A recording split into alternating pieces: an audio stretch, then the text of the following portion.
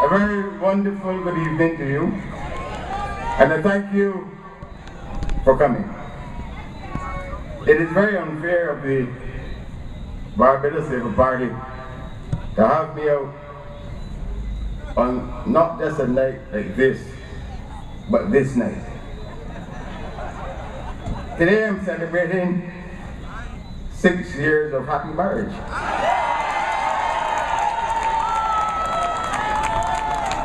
And you know that I would have said that I have reached that stage in life where I only do things in my after hours from which I enjoy only the most intense pleasure. So by rights I should not be here. I should be elsewhere, otherwise engaged. But duty calls. Duty really calls. A glorious election victory is within sight. And it is not time for any of us, from either the top or the bottom now, to slacken the effort.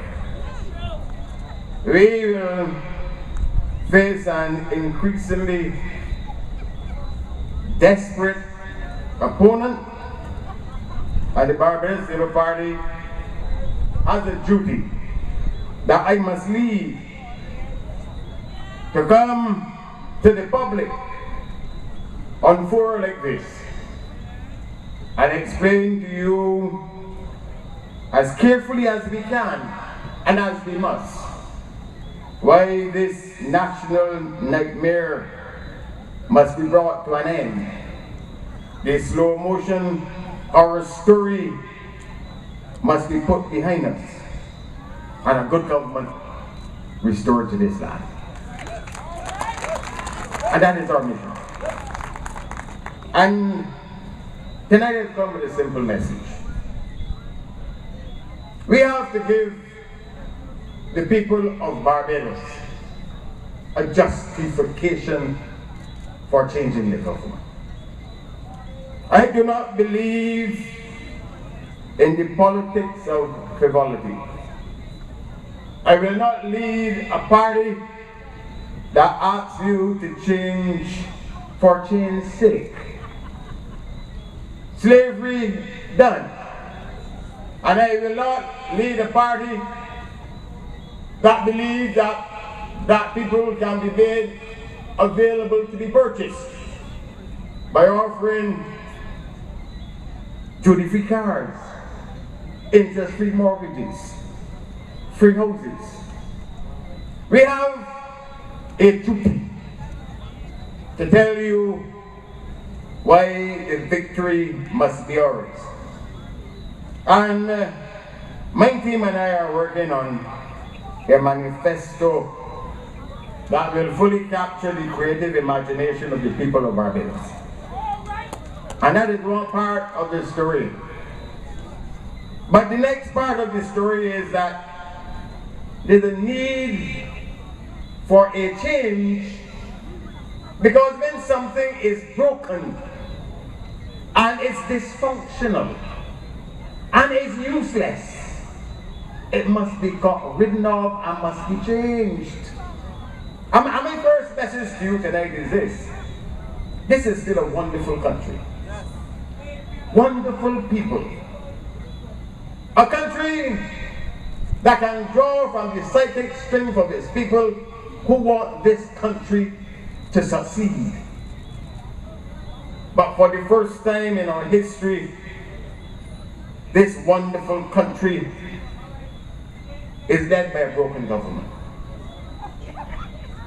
And the principal reason for change is not change for change's sake. Because no country, even in the best of times, deserves to be led by a broken government. Far less a country like Barbados that is facing the worst crisis in its history. And you know, I would have had the with great honor, and I thank the people of Barbados for it, to have been asked on 3 separate occasions to constitute a government. I know what it is to hold a country to a course. I know what it is to have to wake up and not know what may face you, but whatever it is, in the interest of the people of the country, you have to face it and fix it. I know what it is to so assume responsibility for the affairs of 280,000 souls, to be inspired by the need not to let things go adrift. A government cannot be like a prisoner, Mr. Hall, be at large. We focus on the people's business and they go to work every day to carry forward this country, if only by an inch. I know what it is to be able to constitute a proper government. And Barbados deserves a strong, focused, and proper government if we are going to lead our people out of this. And I say now that it is not about me and the Barbados Labour Party. I keep telling you that I see things now through the eyes of a father more than anything else. And what will we tell our children about these times that we allow the broken government to force itself on us and make it impossible for our children to see the future? So that my message is simple. We have a broken government. And I want to relate that to the specific things that have brought us to this site. What aspects of this matter of Bagatelle speak to the issue of a broken government? But when is the government broken? A government is broken when the basis of government as expressed in our Constitution no longer ceases, no longer continues to be the basis of the government's operations.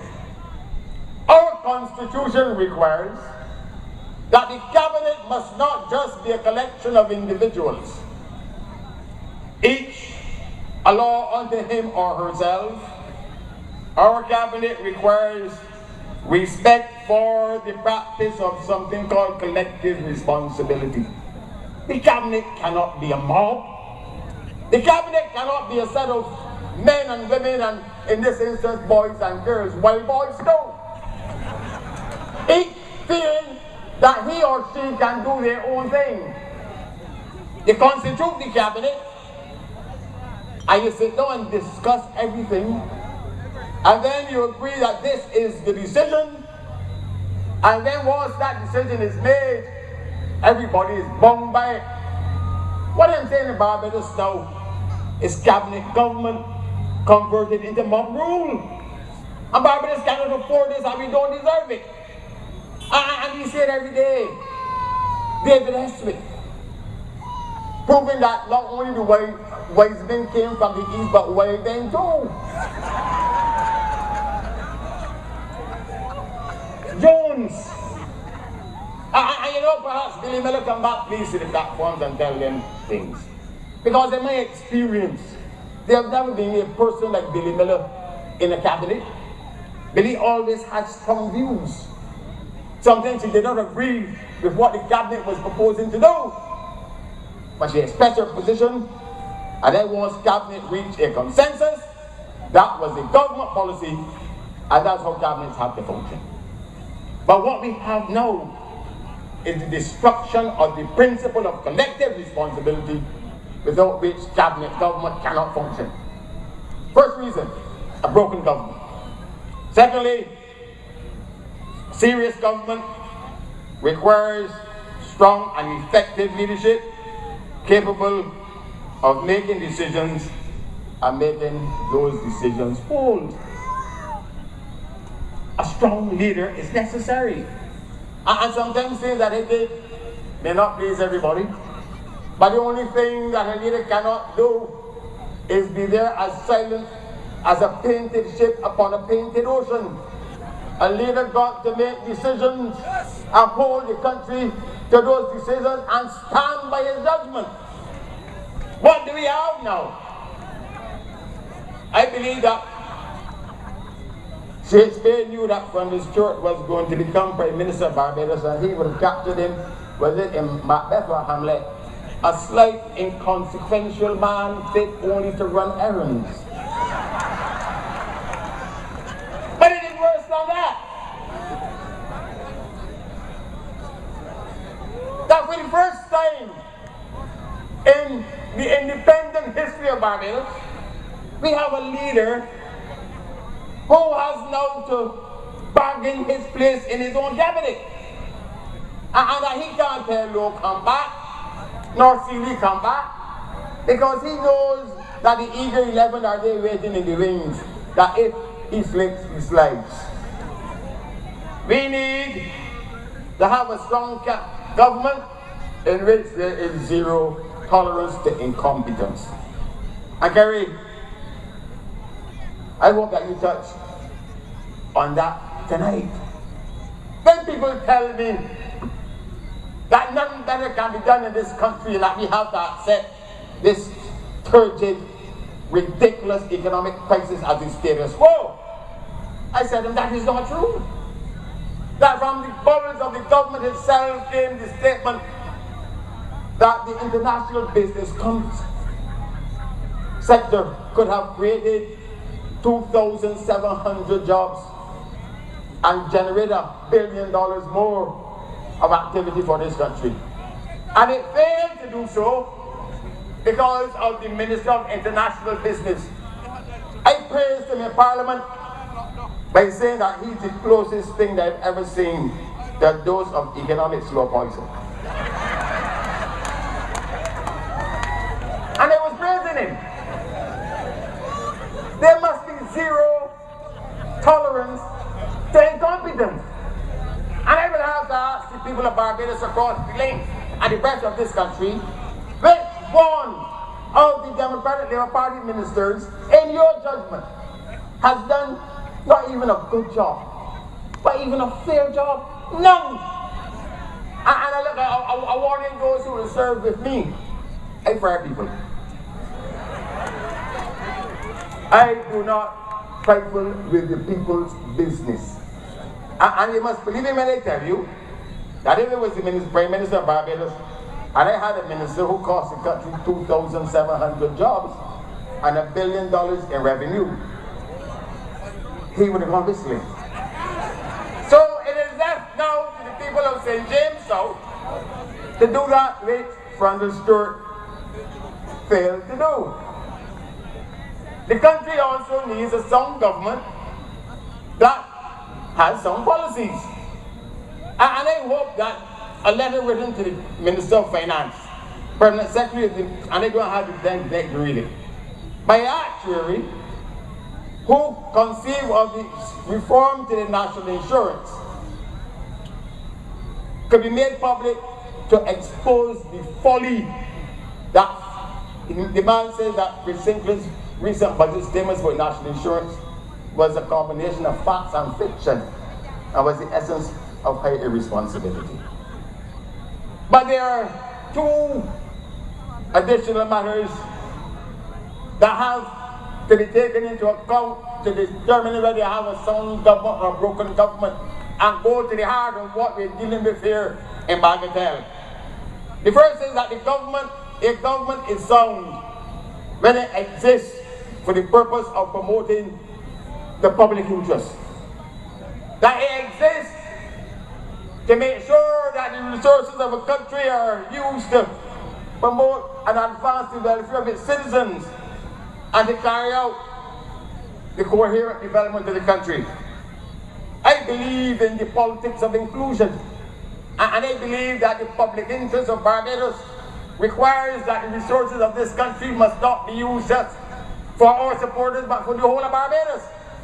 And I'm calling the people in the Labour Party again to understand that a Labour Party government cannot just say that we are going to favour our own. We must use the resources of this country to advance public interest of Barbados. And what we have, the Democratic Labour Party was described in 1958 by C.L.R. James, not as a party that is interested in public welfare, but as a party that is interested in deals.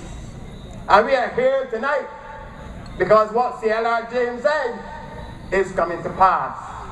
That the Democratic Labour Party has come to office through a series of deals, offering this body this, that body that, and the deals have continued when in office. And secondly, I believe that the government must set the pattern for a lawful society by being itself a model of lawfulness. No lawless government can lead a serious country. And tonight, the Labour Party has mounted this platform to begin the prosecution of the Democratic Labour Party in our bid for change on the grounds that it has become a broken government, on the more specific grounds that it is no longer interested or has not been interested in advancing the public interest, but that what is happening here in Bagatelle reflects the cutting of deals. And secondly, that what is happening here in Bagatelle reflects a party that sought to come to office by using unlawful acts, has continued the unlawful behavior, and now it is culminating in the people of this district likely to become the environmental victims of a government.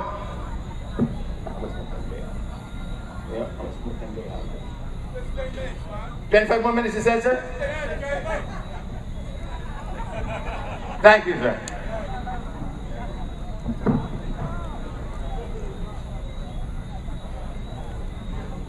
I don't want to make you long. Now, let me deal with the business of the law first. The recycling facility that is to be moved to Bagatelle is a recycling facility that was located at King Garden in St. Thomas. The matter came to me as the Minister of Planning. The Binos put the facility at King Garden without planning permission. And in Barbados, you can do a good thing, but you must do it in the right way. And the business of recycling is good for Barbados. And I support the Binos and anybody else seeking to have a business, not just to send our waste to landfills, but to recycle. It is a good thing. So I'm not condemning them. When the matter came to me, the town planner was clear, as Cynthia has said, that you really cannot put a recycling facility where they put it, especially without planning permission. But I said, look, but this is a good thing for Barbados. Give them 3 years to find an alternative. So we don't want to close them down. Give them time to find the alternative. You would expect that if they knew that what they were doing before didn't have planning permission, that they would seek to find a solution that has planning permission. And I'm saying that what is happening here doesn't have planning permission, but that it is bringing the cabinet of Barbados to a new level of tyranny. The cabinet cannot unilaterally take unto itself and exercise powers that an act of parliament vests in an entity such as the town planning department. And in this particular matter, the town planner, when this matter was brought to the town planner, and I must say in all fairness to him, that it was brought to him late, the town planner wrote the Ministry of Environment in these terms, and tonight I must read it. He wrote him, a decision was made by the government of Barbados, a DLP government, in March this year, to give effective permission for a recycling facility to be put in Bagatelle. That decision cannot be made by cabinet in that way. Anybody who wants to put a recycling facility in Bagatelle has to treat it as a new project, has to make an application to the town planning department. The town planner will ask that person to do an environmental impact assessment study how it will affect the neighborhood, discuss how it will lead to noise and whatever else, and then will make a recommendation, if necessary, to the minister. But the cabinet itself cannot, without reference to the town planner, arrogate to itself the right to do that which the law says is the work of the town planning department. And I know, Barbados, we must not lose our outrage if we begin to agree that the cabinet doesn't have the authority to do X, but we wink at these things, then we do not know where this will end. Cabinet did not have the authority in March to tell the Binos that they can site a recycling facility down here.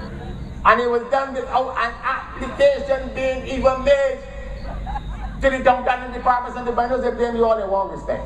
You know that what you have at the garden didn't have planning permission. And you know that you have to get planning permission for recycling facility. Why didn't you tell the cabinet that, yes, we thank you for trying to help, but we must go through the proper process? I know this is what the town planner said, wrote to the ministry, you know.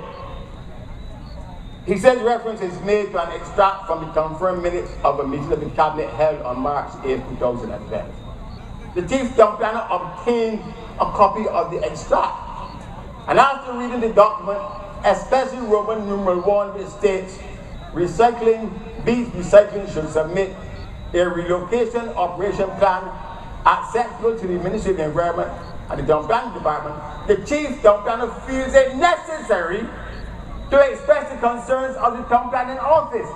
So the town planner was only brought into this matter which required his decision making after the cabinet of Barbados unlawfully told the Binos, go ahead, and without reference to the environment, whatever, put up a recycling facility at Bagatelle.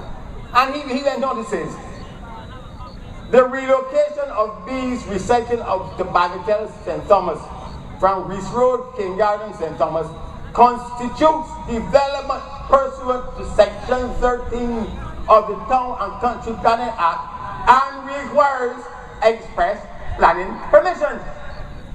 You know what I'm telling you? That he cited to them the very law that was being broken. And what is curious about this is that even if Rundle cannot act, at least you should be able to read. Because the town planning department answers to Rundle's court. So any facility down here just can't be done by cabinet saying so. An application has to be made to the town planning department. And that is where the first breach comes from. The second is the public interest being observed and being met? And that's what we must begin to talk about. I do not blame the Binos if they get a nice deal. It is not for them to protect the public interest, but it is for us to do so.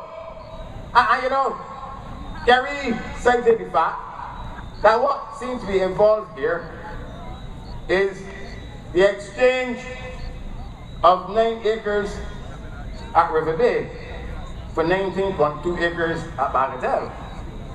Well, that's bad enough. But Kerry, you got a dog in this fight and Elhead got one too.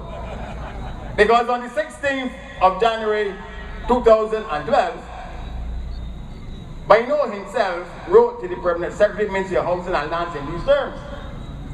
He says, subsequent to my earlier discussion on the exchange of the portion of land at Riverbend for the lot at Fort Denmark, that is St. Peter, I would like to offer the entire Riverbend lot comprising approximately 9.9 acres for the addition, I hear my words? Not in exchange only for, in addition, for the lot of 19.2 acres at Bagatelle. So in my sense, we were discussing with you, exchanging a portion of the land at Riverbend for Fort Denmark in St. Peter. But as you all know, in addition to what we're discussing with you, for Bagatelle. Now you all know Fort Denmark. Fort Denmark is the last remaining major piece of land suitable for commercial development on the west coast of Barbados. It is on the outskirts of Spicestown in the vicinity of King Street. When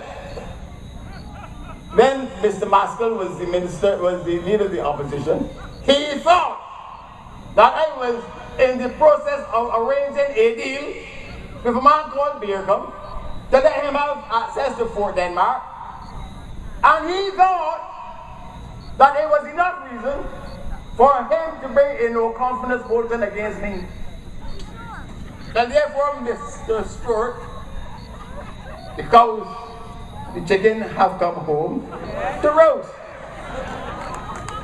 Because if the Democratic Labour Party were justified in bringing a no confidence motion against us because they thought that we were going to get involved in the land and give away the land at Fort Denmark in St. Peter, how much more justified are we? Is he going to carry this forward, Mr. Banner, beyond the currency what they carry it? And to ask Mr. Bino and the Dems, is Mr. Bino only getting the 19 acres up here? Or is he getting the land up here and the land in St. Peter too? And if it is so, and they don't know that it is so, but his language is saying that it is so, who has done a valuation to say that this is a fair exchange?